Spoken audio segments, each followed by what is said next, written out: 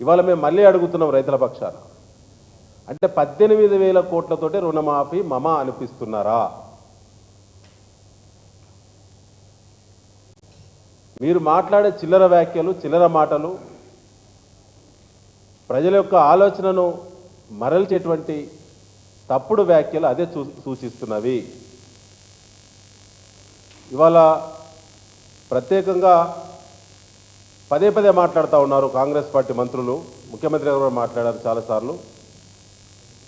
కేసీఆర్ గారు రుణమాఫీ చేయలేదని దుష్ప్రచారం చేస్తున్నటువంటి దాన్ని మేము ఖండిస్తూ, రుణమాఫీ జరుగుతున్నటువంటి సందర్భంగా ఎన్నికలు కూడా వస్తే చివరగా మిగిలిపోయిన రైతులకు కొంతమందికి రుణమాఫీ జరగలేదు. ఆ రుణమాఫీని చేసేటువంటి బాధ్యత ఇవాళ కాంగ్రెస్ పార్టీ ప్రభుత్వానికి ఉన్నదా లేదా? కేసీఆర్ గారి కలల ప్రాజెక్టు ఖమ్మం జిల్లా రైతులకు వరంగా నిర్మించినటువంటి వరప్రదాయనటువంటి సీతారామ ప్రాజెక్టు ప్రారంభం కోసం తహతాలాడుతూ రోజుకొక మంత్రిపై కొబ్బరికాయలు కొడుతున్నారు కదా. కేసీఆర్ గారు నిర్మించిన ప్రాజెక్టులను ప్రారంభిస్తారు. కేసీఆర్ గారి ప్రభుత్వం నిర్మించినటువంటి సెక్రటరియట్లో మీరు కూర్చోవచ్చు.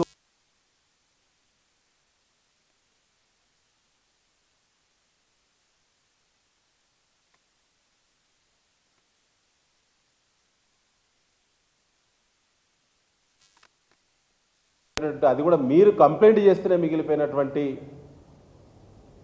రుణమాఫీని మీరు ఎందుకు చేయరు? ఒకసారి ఆత్మవిమర్శ చేసుకోవాలి మీరు.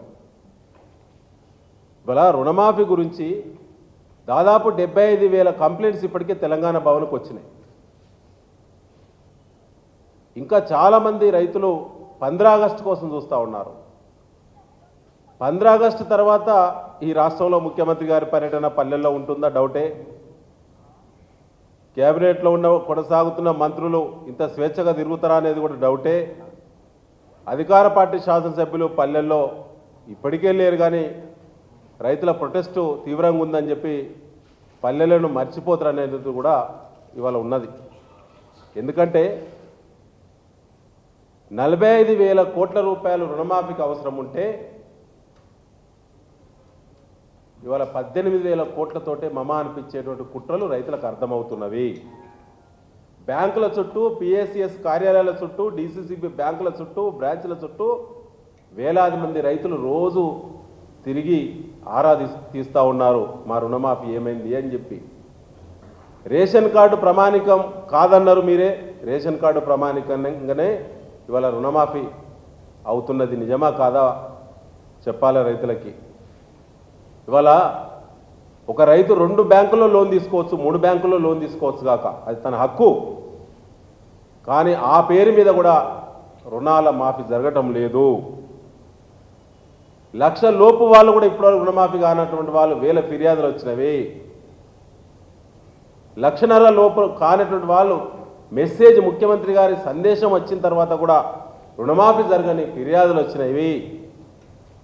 అంటే డబ్బుల విడుదల పేపర్లో ఇవాళ ఫ్రంట్ పేజీలో యాడ్స్ ఇచ్చే వరకే పరిమితం అవుతుందా?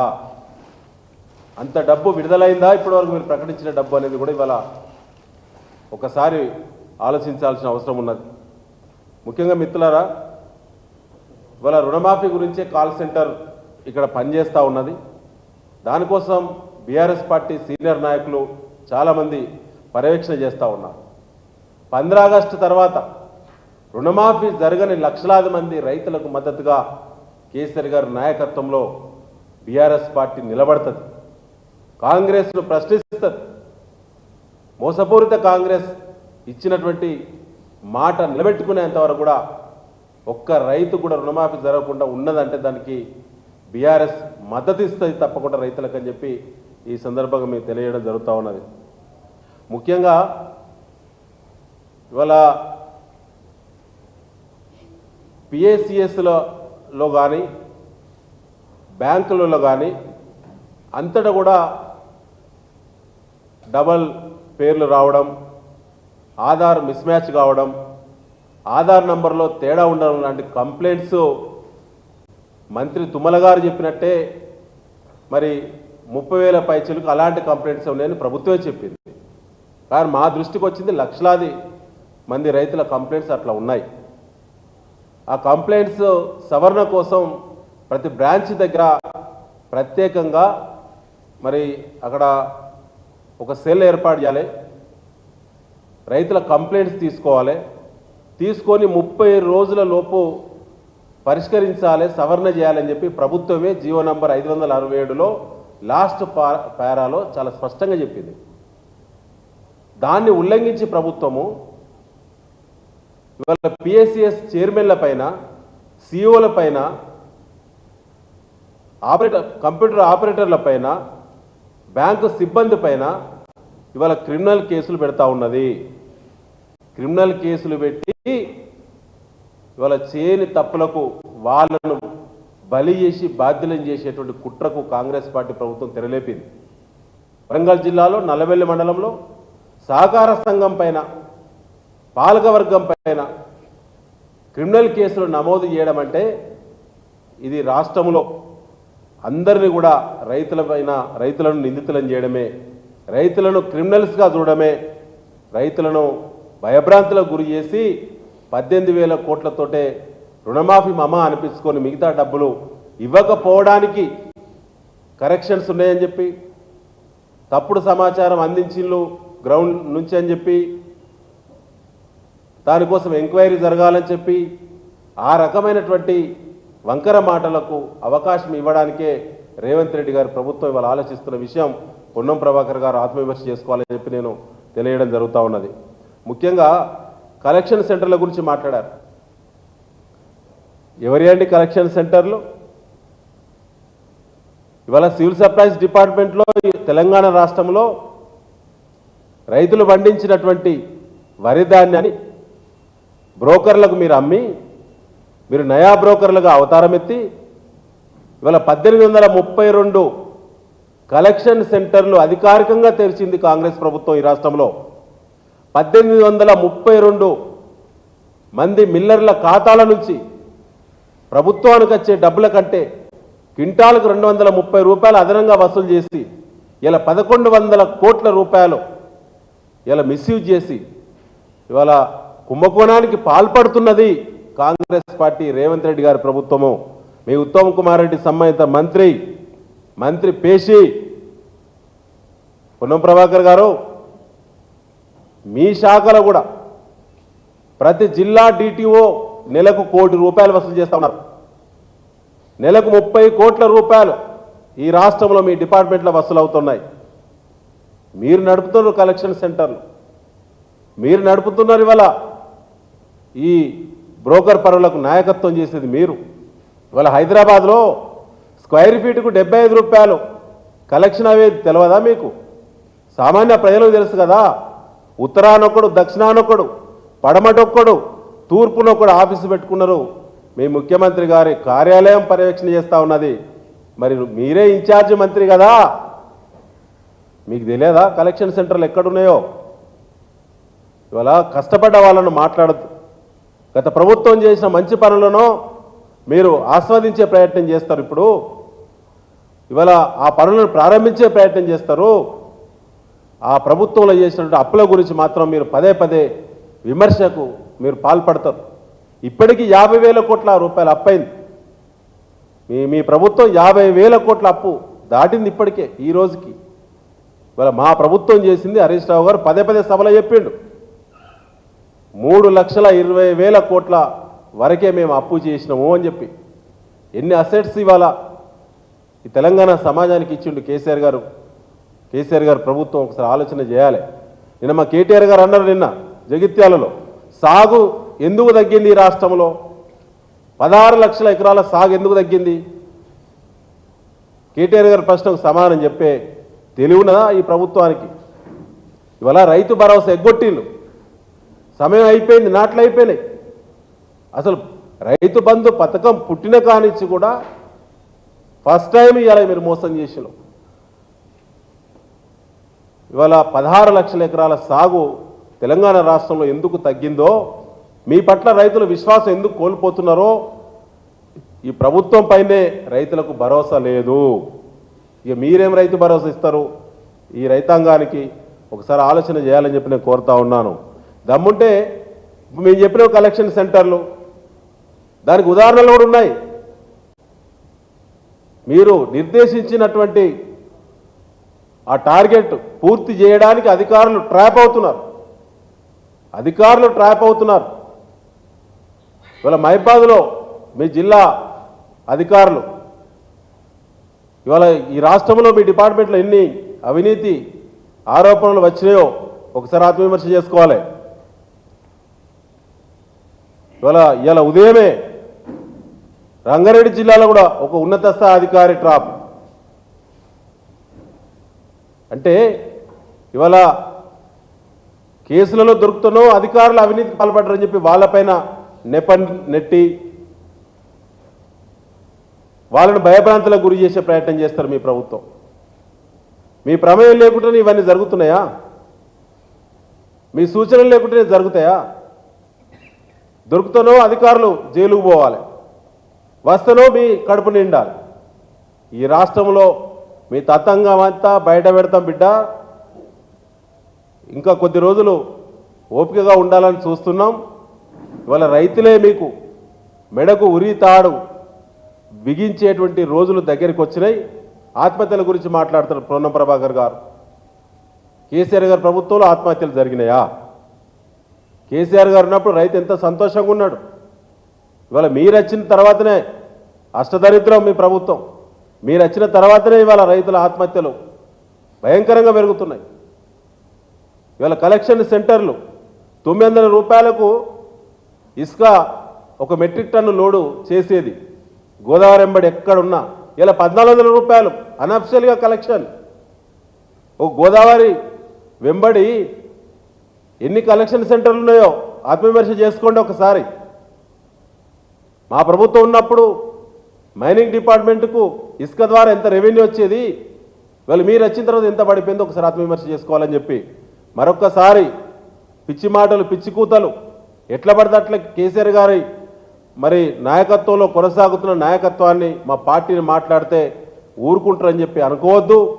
మీకు దమ్ముంటే ఇప్పుడు చెప్పినటువంటి కలెక్షన్ సెంటర్ల మీద విచారణ చేయండి. మీకు అధికారులు ఉన్నారు కదా, వెంటనే చేయవచ్చు.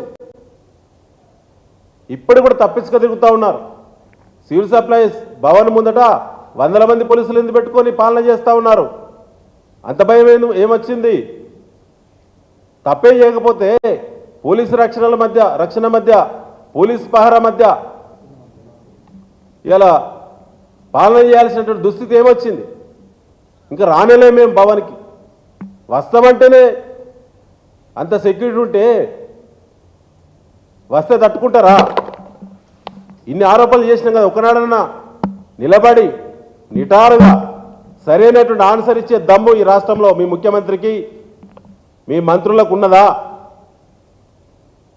ఆలోచించాలని చెప్పి నేను కోరుతున్నాను. Thank you.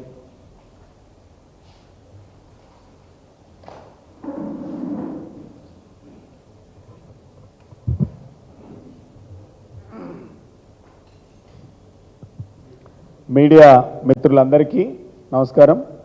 గౌరవ పెద్దలు, ఈ కార్యక్రమంలో ప్రెస్ మీట్లో కూర్చున్నటువంటి గౌరవ పెద్దలు, మాజీ శాసనసభ్యులు అన్న పెద్ద సుదర్శన్ రెడ్డి గారికి, సీనియర్ నాయకులు అన్న గోవర్ధన్ రెడ్డి గారు, సీనియర్ నాయకులు పల్లె రవికుమార్ గారు, తమ్ముడు దిలీప్ గారికి అందరికీ పేరు పేరున నమస్కారం.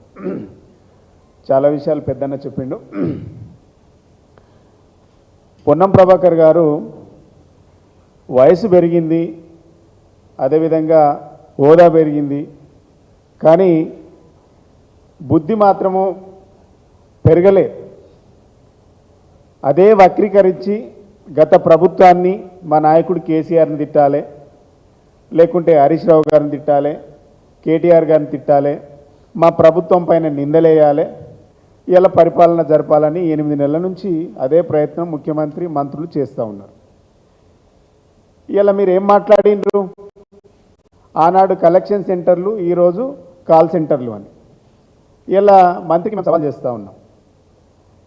నిజంగా మీకు చిత్తశుద్ధి ఉంటే,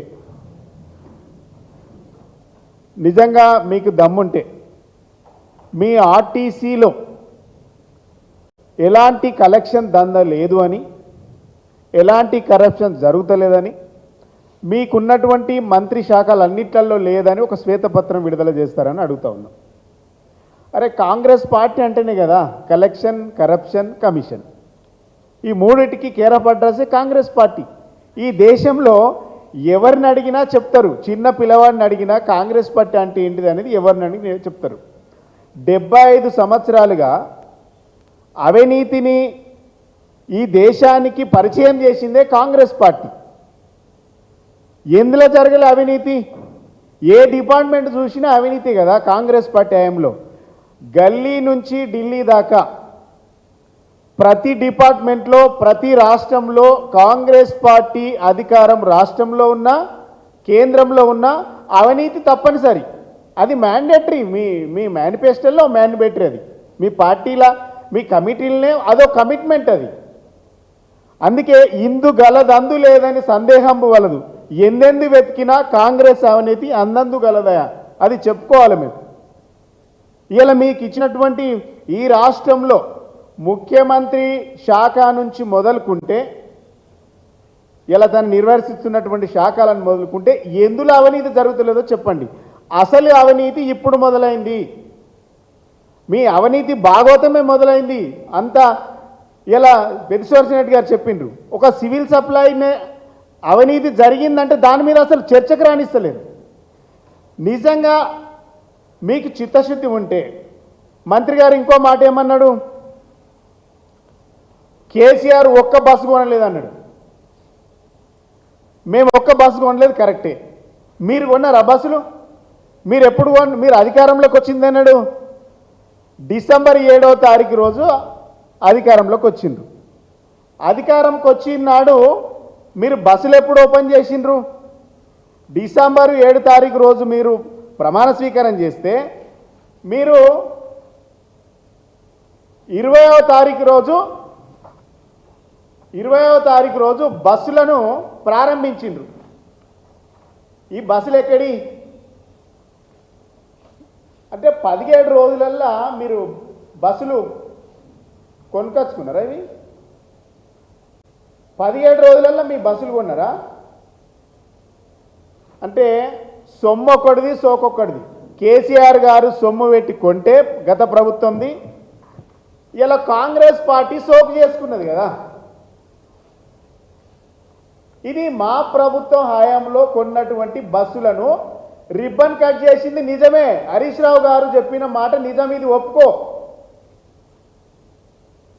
బస్సులు మేము కొంటే రిబ్బన్ మీరు కట్ చేసిండ్రు అన్న మాట వాస్తవం. ఇది పొన్నం ప్రభాకర్ గారు చూసుకోండి, ఇది కళ్ళు తెరిచి చూసుకోండి. కాంగ్రెస్ పార్టీ నాయకులు, మంత్రులు ఏది పడితే అది మాట్లాడకండి. 20 రోజులల్లా బస్సులు కొన్నారని ప్రూవ్ చేసే శక్తి ఉందా? మీ దగ్గర ఆధారాలు ఉన్నాయా? మా బస్సులకు మీరు రిబ్బన్ కట్ చేసింది పక్కనే ఎమ్మడి పాత అయిన గైనే కదా, సత్యనారాయణ అయినే కదా, ఆయన అడిగి చెప్తాడు కదా ఎన్ని బస్సులు కొన్నది గత ప్రభుత్వం. అంటే నోరు ఉంది, అధికారం ఉంది, ఏది పడితే అది మాట్లాడితే కుదురుతుంది అనుకుంటుండ్రే మీరు. ఇవన్నీ మీరే కదా,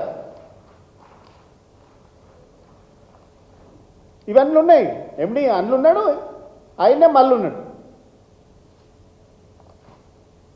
అంటే గత ప్రభుత్వం మేము బస్సులు 1000 బస్సులు కొన్నాం. మీరేం చేసిండ్రు? బస్సులు 500 బస్సులు ఎలక్ట్రిక్ ఏసీ బస్సులు కొన్నారు. దేనికి కొన్నారు? ప్రభుత్వము డబ్బు పెట్టి కొంటే ప్రభుత్వానికి ఆదాయం వస్తుంది, ప్రభుత్వంలో ఉన్నటువంటి ఉద్యోగులకు లాభం జరుగుతుంది, ఆ సంస్థకు లాభం జరుగుతుంది. మీరేం చేసిండ్రు? 500 బస్సులు కొని ఎయిర్కి ఇచ్చేసిండ్రు, రెంట్కి ఇచ్చేస్తూ ఉన్నారు, హెయిర్ పెడతా ఉన్నారు. వాటిని ఆ రోజు మీ ప్రభుత్వం ఏం చేసింది? మీరు ఆ కంపెనీలకు ఇవ్వద్దు, ఓలెక్టా, జేబిఎం కంపెనీలు ఏవి ఆనాడు ఈ కంపెనీలకు ఇస్తూ ఉంటే మెగా కంపెనీలకు ఇస్తూ ఉన్నారనేసి మీరు మమ్మల్ని బదనాం చేసిండ్రు. ఈ కంపెనీలు ఓలెక్టా, జేబిఎం సంస్థలు ఎవరియో బహిర్గతం చేయాలి. ఈ 500 బస్సులు ఏసీ, ఈ ఎలక్ట్రిక్ బస్సులు ఇలా ప్రైవేట్ చేతులకు వెళ్ళిపోయింది. ఇలా ఆర్టీసీని దారాదత్తం చేస్తూ ఉన్నారు. ఇలా ఆర్టీసీ సంస్థ కొంటే యువతకు ఉపాధి కలుగుతుంది, ఆర్టీసీకి లాభాలు వస్తాయి. మీరేం చేస్తుండ్రు? ఈ ఈ ఈ వీటిని తీసి ప్రైవేట్ కంపెనీలకు అంటగట్టిండ్రు. అగ్రిమెంట్ జరిగింది, బాజాబ్తా చెప్తున్నా. ఒలెక్టా జేబిఎం కంపెనీలకు అగ్రిమెంట్ చేసిండ్రు 500 బస్సులు. ఎక్కడెక్కడ ఇప్పుడు ఇప్పుడు విషయం ఏంటంటే ఈ కంపెనీలు ఈ రెండు కంపెనీలకు 500 బస్సులను హైర్ పెట్టి మొత్తం డిస్టిక్లో ఉన్నటువంటి డిపోలను కూడా వాళ్ళ కంట్రోల్కి ఇస్తున్నారు. ఇంతకంటే దుర్భాగ్యం ఏముంటుంది? మీరు మేనిఫెస్టోలో ఏం చెప్పిండ్రు? ఇది మీ manifesto, Abhayahastam manifesto, page number 28, RTC సిబ్బంది సంక్షేమం. ఆర్టీసీ కార్మికులను ప్రభుత్వంలో విలీన ప్రక్రియ పూర్తి చేసి 2 పిఆర్సీ బకాయిలను వెంటనే చెల్లిస్తామని చెప్పిండ్రు. ఇప్పటి వరకు ఒక పిఆర్సీ అని ఇచ్చిండ్రా? మళ్ళీ ఆ సబ్జెక్ట్ మళ్ళీ పోతా. వచ్చే పిఆర్సీ పరిధిలోకి టీఎస్ఆర్టీసీ కార్మికులను చేర్స్తామన్నారు, చేర్చిండ్రా? అది జరగలేదు. రాష్ట్ర ప్రభుత్వ ఉద్యోగులతో సమానంగా అన్ని వసతులు సదుపాయాలను కల్పిస్తామన్నారు, కల్పించిండ్రా? జీతాలు ఇవ్వలేని పరిస్థితిలో ఉన్నారు. ఆర్టీసీ బస్సులను ఆధునీకరించి విస్తరిస్తాం, అధునాతనమైన సౌకర్యాలతో కొత్త సర్వీసులను ప్రారంభిస్తామన్నాం. ఏం చేసిండ్రు? ఇలా బస్సులను కొన్నారు, ప్రైవేట్ వానికి అగ్రిమెంట్ చేసుకున్నారు. ఆర్టీసీ యూనియన్ పునరుద్ధీకరణ అనుమతిస్తామని చెప్పిండ్రు, ఇచ్చిండ్రా? ఆర్టీసీ యూనియన్లతో మాట్లాడిండ్రా? అసలు వాళ్ళను విలీనం చేస్తా అన్నారు, పునరుద్ధరిస్తా అన్నారు, చేసిండ్రా? ఇవన్నీ బక్వాస్, బోగస్ మాటలు మీ అన్నీ. ఇలా మీరు ఏం చేస్తూ ఉన్నారు? కరీంనగర్లో డిపో 2, నిజామాబాద్లో డిపో 1, నల్లగొండలో డిపో 1, హైదరాబాద్లో డిపో 4. ఇవన్నీ కూడా ఈ ప్రైవేట్ కంపెనీలకు అన్నీ కూడా మీరు దారాదత్తం చేస్తూ ఉన్నారు. మీరు అధికారంలోకి వస్తే ఏదో ఎలుగబెడతారని జనం నమ్మి భ్రమపడి ఇలా మీకు ఓట్లు వేస్తే మీరు ఏం చేస్తుండ్రు? ఆర్టీసీని లాభాలలో తెస్తామని చెప్పిండ్రు, ఇలా నష్టాలలో నడుస్తూ ఉన్నది. కనీసం వాళ్ళకి పిఆర్సీ ఇవ్వలేని పరిస్థితి, వాళ్ళకి జీతాలు ఇవ్వలేని పరిస్థితి, రిటైర్మెంట్ వేసి ఇస్తే పైసలు ఇస్తలేరు. సెంట్రల్ గవర్నమెంట్ కింద స్కీమ్ ఉంటుంది EDLIF అని, వాటి కింద 7 నుంచి 8 లక్షల రూపాయలు వస్తాయి. ఆ స్కీమ్ కూడా మీరు పైసలు కూడా మీరే వాడుకుంటున్నారు. అరే ఆర్టీసీలో దంద నడుస్తుంది, కలెక్షన్ దంద నడుస్తుంది. ఇలా మీరు మా పైన విమర్శలు చేయడం అంటే సూర్యుని మీద ఉమ్మేస్తే ఎడబడుతుంది, అది మీ మీదనే పడుతుంది. మీరు గుర్తుపెట్టుకోండి, నిజాయితీకి మారుపేరుగా మా ప్రభుత్వం నడిచింది. మీకు మీ చేతుల ప్రభుత్వం ఉంది, మీకు చిత్తశుద్ధి ఉంటే ఎక్కడైనా పెట్టుకోండి కదా. మేము డిమాండ్ చేస్తున్నాం. ఇప్పుడు 500 బస్సులు, ఏసీ బస్సులు, ఎలక్ట్రిక్ బస్సులు కొన్నారు కదా, దాని మీద అవినీతి జరగలేదు, కమిషన్లు తీసుకోలేదు అని సిబిసిఐడి ఎంక్వైరీ చేయండి. మా ప్రభుత్వం ఆర్టీసీలో నిజంగా ఏమైనా తప్పు జరిగిందా అని ఎంక్వైరీ చేయండి. ప్రభుత్వం మీదే ఉంది కదా, మీదే కదా ప్రభుత్వం. మేము ప్రభుత్వంలో విలీనం చేస్తామని ఆనాడు అసెంబ్లీలో తీర్మానం చేసినాం, గవర్నర్కు పంపినాం. ఇలా ఎలక్షన్ కోడ్ రావడం వల్ల ఆగింది. మీరు అదే ప్రామిస్ చేసిండ్రు కదా, ఎందుకు నిలబెట్టుకుంటలేరు? అంటే మీ అన్ని అబద్ధాల మీద బతకాలనేది మీరు అనుకుంటున్నారు. ఇలా ప్రైవేట్ చేస్తూ ఉన్నారు, ఇలా ఆర్టీసీని ప్రైవేటీకరణ చేస్తూ ఉన్నారు. ఒక రకంగా చెప్పాలంటే 500 బస్సులను మీరు హైర్ పెట్టిండ్రంటే ఇలా ఒక కండక్టరే ఆర్టీసీ సంస్థ నుంచి పోతుండు, మిగిలిన అన్ని కూడా పవర్ ఛార్జింగ్ సెంటర్లతో సహా ఆ యాజమాన్యానికి అప్పచెప్తుండ్రు. ఇలా ఆల్రెడీ అయిపోయింది, అగ్రిమెంట్ అయిపోయింది.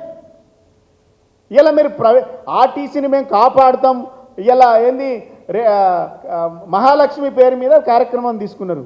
ఇలా దానివల్ల లాభం వస్తుందా ప్రభుత్వానికి? ఆర్టీసీకి నష్టం వస్తుందా? ఎంత నష్టాలలో జరుగుతుంది? ఇలా ఎక్కిన మహిళలందరూ టికెట్ తీసుకోవాలి, టికెట్ తీసుకుంటుంటారు, పైసలు ఇస్తలేరు. ఏమవుతుంది? దాంతో లాభం వస్తుందా నష్టం వస్తుందా? ఆర్టీసీకి నష్టం జరుగుతుంది. ఇలా మేము లాభాలల్లో ఉండేటప్పుడు, మేము ఆనాడు అధికారంలో ఉన్నప్పుడు 1500 కోట్ల బడ్జెట్ ఆర్టీసీ కేటాయించినాం కేసీఆర్ గారి నాయకత్వంలో. మీరు ఇలా ఆర్టీసీని లాభాలలో పెడతాం, కార్మికులకు జీతాలు ఇస్తాం, మేము పిఆర్సీలు ఇస్తామని చెప్పిండ్రు కదా.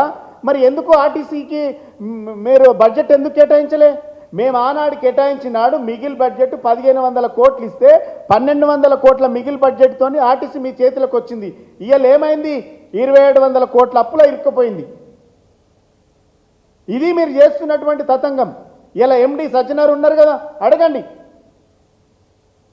ఇలా మా ప్రభుత్వం పైన మా నాయకుల పైన మీరు విమర్శలు చేసి బతుకుతామంటే వదిలిపెట్టాం మేము. ఎంత దూరం అంటే అంత దూరం. మీరు ఏం చేస్తారు? మా మీద కేసులు పెడతారు.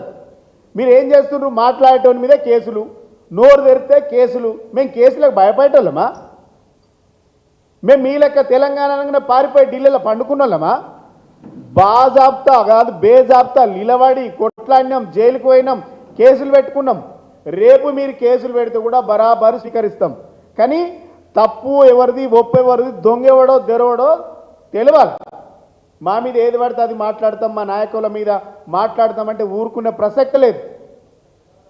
ఇలా మేము అన్నవాటికి మీకు నిజంగా చిత్తశుద్ధి ఉంటే మీ శాఖలో అవినీతి జరుగుతుందని, పొన్నం ప్రభాకర్ గారు, మీ శాఖలో అవినీతి జరుగుతుందని సోనియా గాంధీకే స్వయంగా కంప్లైంట్ పోయింది. సీఎంపీఏలతోని అవినీతి జరుగుతుందనేసి కూడా కంప్లైంట్లు ఉన్నాయి. ఇక మా మీద చేసుడంటే ఏంది అసలు? ఇది సిబిసిఐడి ఎంక్వైరీ చేయండి, సిట్టింగ్ జడ్జితో విచారణ జరిపించండి ఎక్కడెక్కడ జరిగిందో. మీకు పనే కాదు కదా మా మీద ఆరోపణలు చేయాలి, పబ్బం గడుపుకోవాలి. మీరు ఏం చేయరు. 8 నెలల్లో మీరు ఏం చేయలేదు, ఏమి చేసే అవకాశం కూడా మీకు లేదు. కాబట్టి మీరు ఏది పడితే అది మాట్లాడితే మేము ఊరుకోము. ప్రశ్నకు ప్రశ్న సమాధానం ఇస్తాం, డెఫినెట్గా సమాధానం చెప్తాం. మా దగ్గర ఉంది ఆ శక్తి, సామర్థ్యం ఉంది. అవినీతిమయమైంది Congress party. All India committee అంటేనే, ఏఐసిసి అంటేనే అది కదా, all India corruption and collection party అది. కాబట్టి మా మీద, మా నాయకత్వం మీద మాట్లాడుతూ ఊరుకోం. మీకు చిత్తశుద్ధి ఉంటే మేము అన్ని మాటలు స్వీకరించి విచారణ జరిపించండి. Thank you.